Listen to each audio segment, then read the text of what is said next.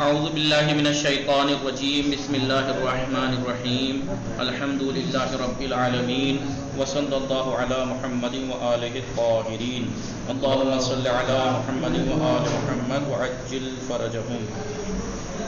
خوب ہستید ہمیں خیریت سے آپ سب لوگ ٹھیک ہیں؟ بات ہماری کائے کی چل رہی تھی کس بارے میں؟ اصول عقائد کی کیا گفتگو چل رہی تھی؟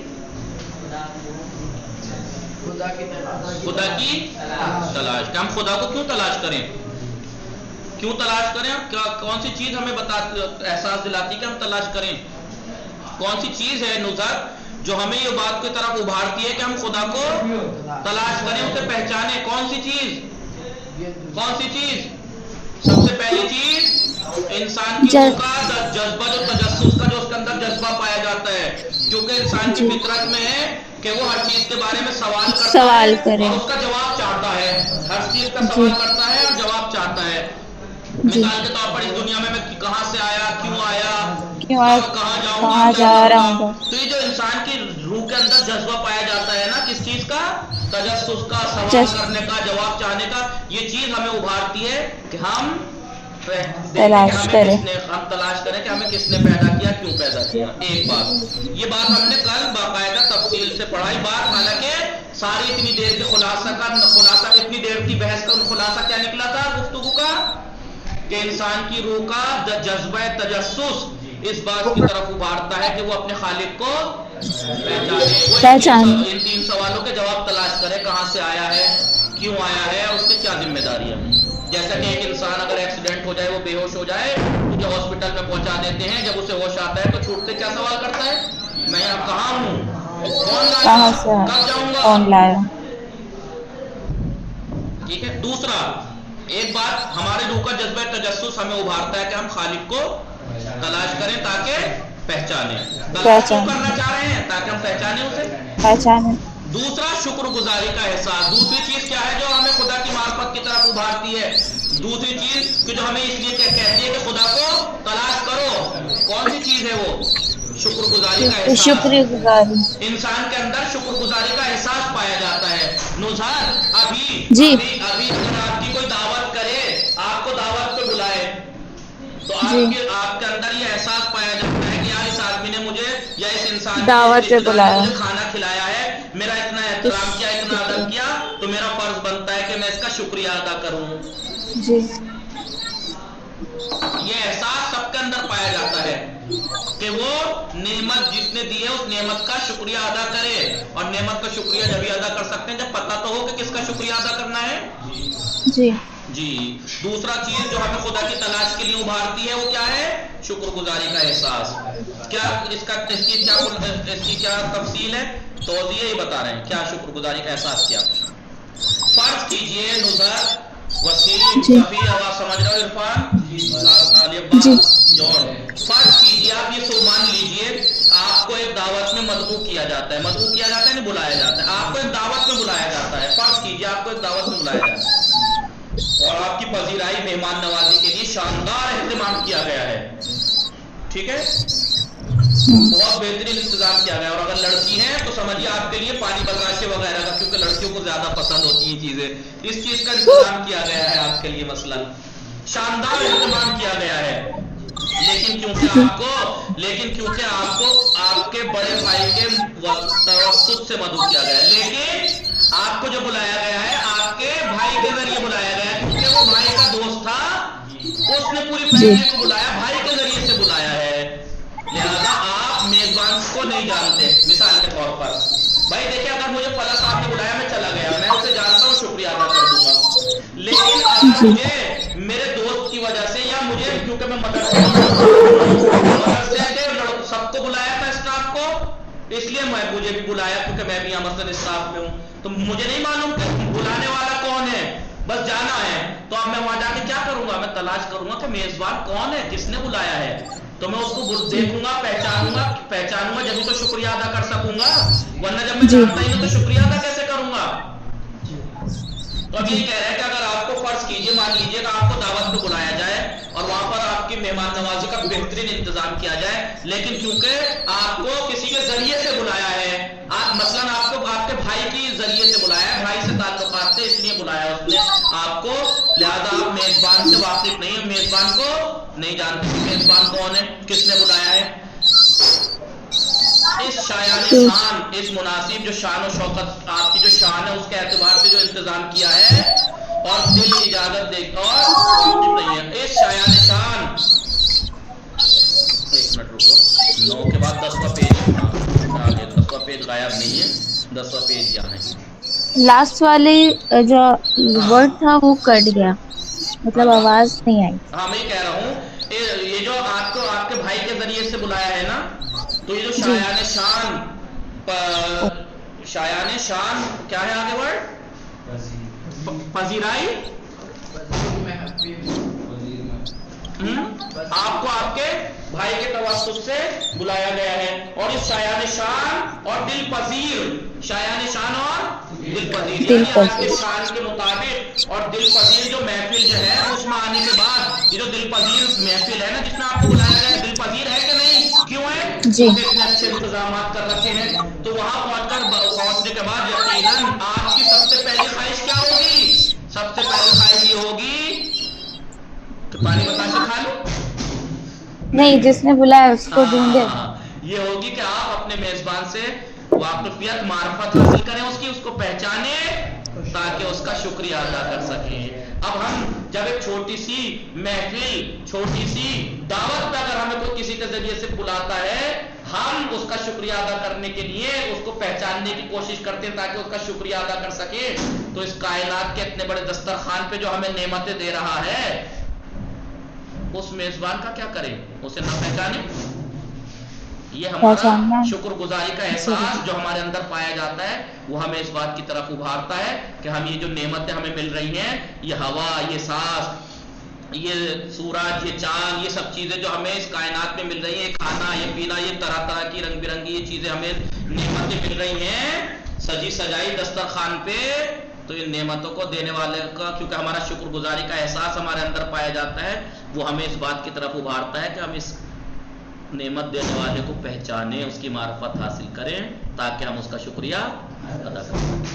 ہم اب دیکھیں، ہم جب اس وسیع اور عریض پھیلی ہوئی کائنات پر نظر ڈالتے ہیں، جب اس پر پھیلی ہوئی اس پر نظر ڈالتے ہیں اور خالق کائنات کی عطا کردہ جو طرح طرح کے اقسام کی جو نعمتوں کو ہم دیکھتے ہیں، مثلا جب ہم ایک چھوٹے سے دسترخوان پہ کر کے بلایا جاتا ہے تو ہم اس کے میزبان کو پہچاننے کی کوشش کرتے ہیں، معرفت حاصل کریں تاکہ اس کا شکریہ ادا کر سکیں، لیکن اگر ہم اس کائنات کو دیکھیں، پھیلی ہوئی کائنات کو دیکھیں تو خالق کائنات کی جو نعمتیں ہمیں طرح طرح کی عطا کی ہیں، جب ہم ان نعمتوں کو دیکھتے ہیں، مثلا ہم دیکھتے ہیں کہ اس نے ہمیں دیکھنے کے لیے آنکھیں دی ہیں، سننے کے لیے کان دیے ہیں، سوچنے کے لیے عقل و شعور دیا ہے، مختلف قسم کی جسمانی اور ذہنی طاقتیں بھی دے دی، ہمارے ذہن میں اتنی طاقت ہے ہم سالوں سال پرانی باتیں یاد رکھ لیتے ہیں، ہم چہروں کو پہچان لیتے ہیں کہ اس سے ہم کہاں ملے تھے، کب ملے تھے، کیا بات ہوئی تھی اس سے، جب پہلی بار ملے تھے تو ہم پہلا ری ایکشن ہمارا کیا تھا آپس میں، سب چیزیں یاد رہتی ہیں، یہ نعمت ہے کہ جی نہیں؟ تو جب اس کائنات کے خالق کی نعمتوں کو ہم دیکھتے ہیں، کتنی نعمتیں دی ہیں،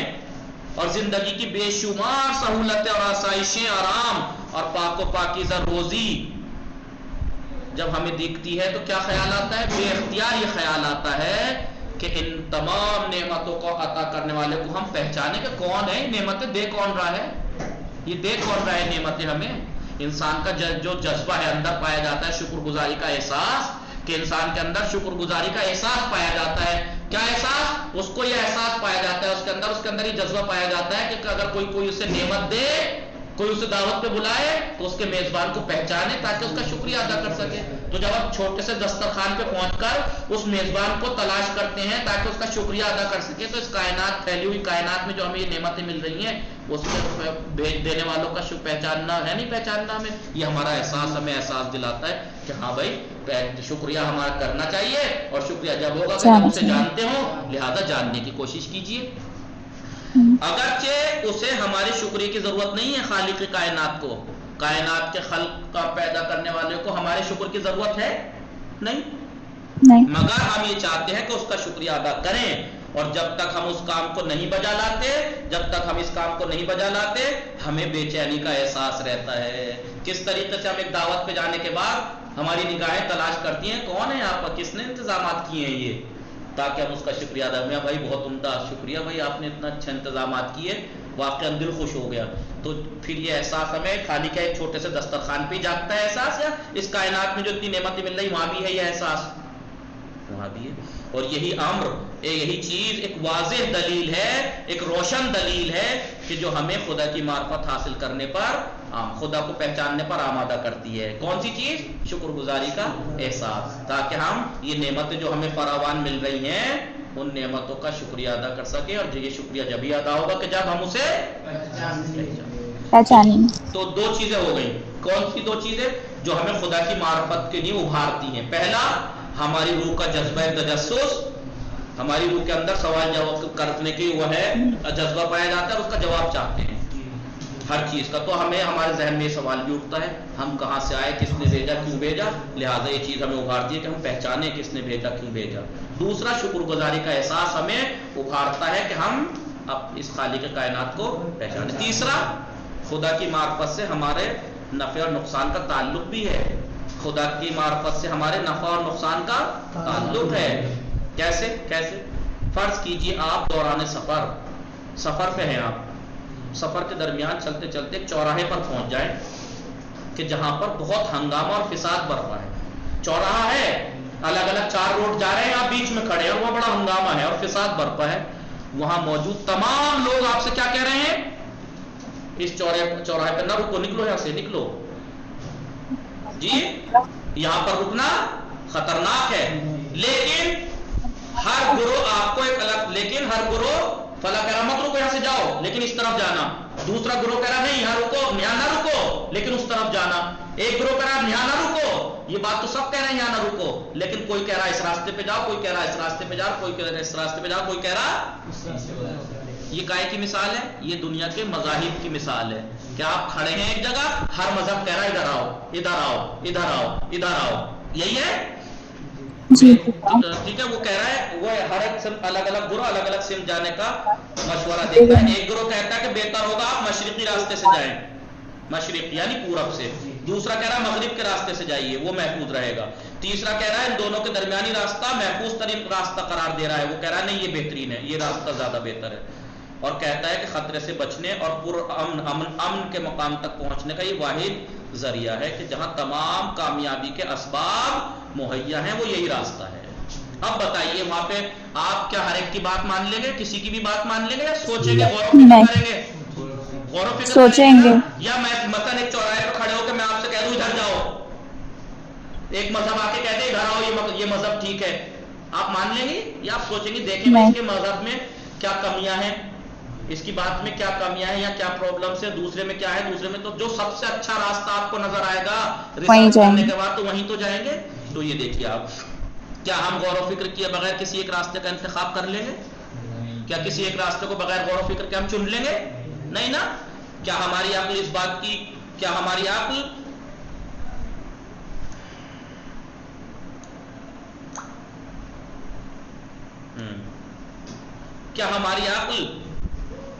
اس بات کی اجازت دے گی کہ ہماری عقل اس بات کی اجازت دے گی کہ ہم وہیں پر رک جائیں؟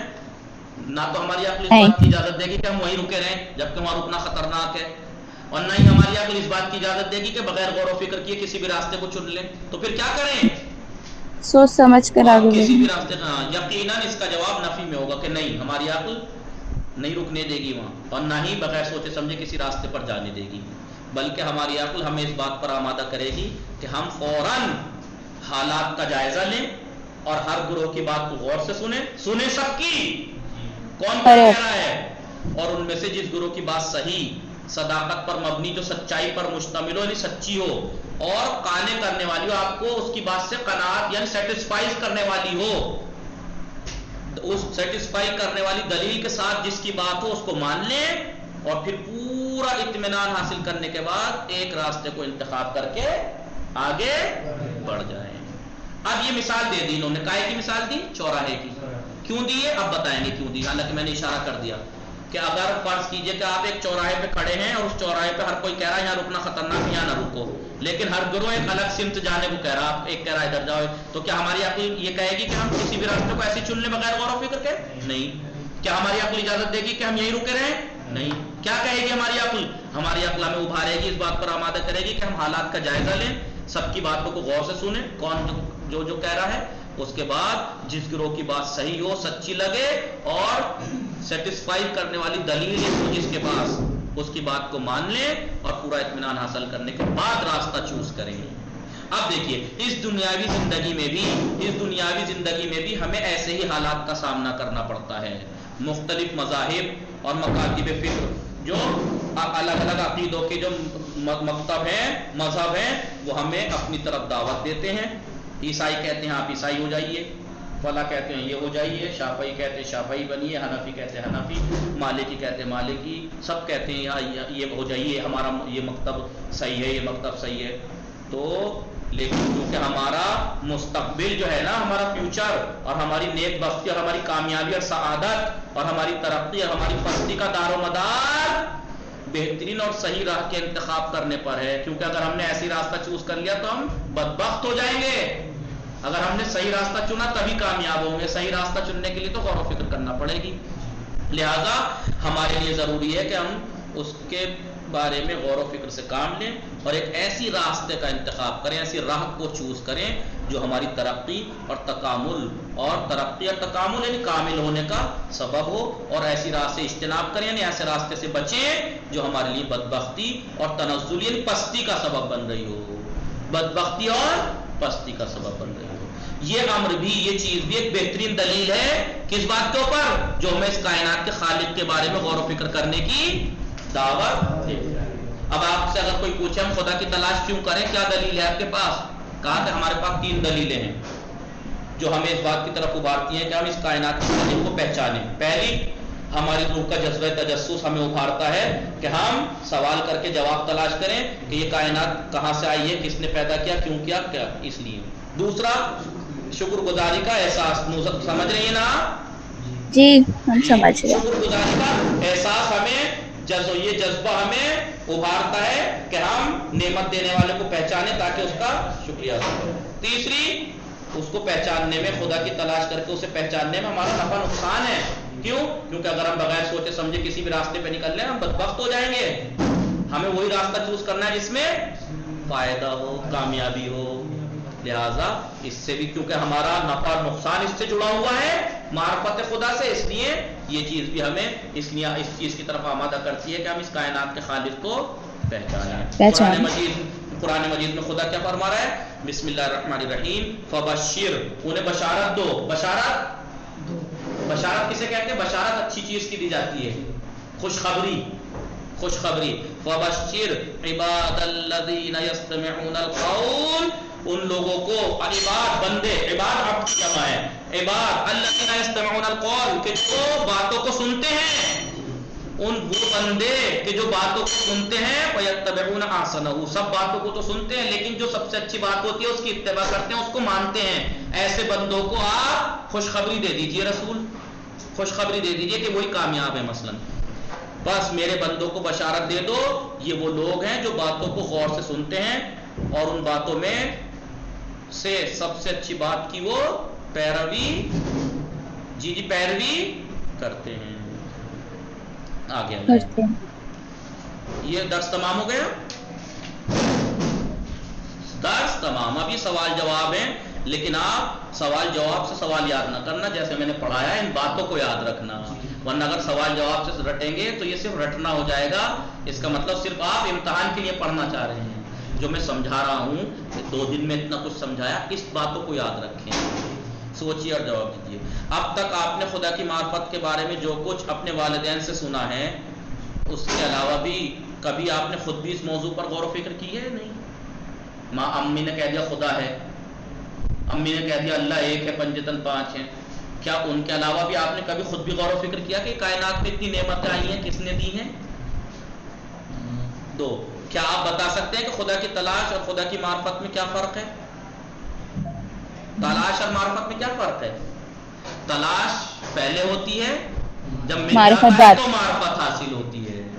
بھائی جب تک میں آپ کو نظر تلاش نہ کر لوں، جب تک پہچان تھوڑے لوں گا. پہلے تلاش کروں گا پھر پہچانوں گا نا. جی کیا آپ نے خدا سے راز و نیاز کے وقت جب آپ خدا سے راز و نیاز کرتی ہیں دعائیں مانگتی ہیں کیا اس وقت ایک خاص قسم کی کیفیت اور روحانی لذت محسوس کی ہے آپ نے کبھی کہ بڑا مزہ آ رہا ہے کیسے میں اپنے خالق سے بات کر رہی ہوں یا کر رہا ہوں یہ آپ اس کو دہرائیے گا وصلی اللہ علی محمد وآلہ الطاہرین اللہم صل علی اچھا یہ پہلا درس تمام ہو گیا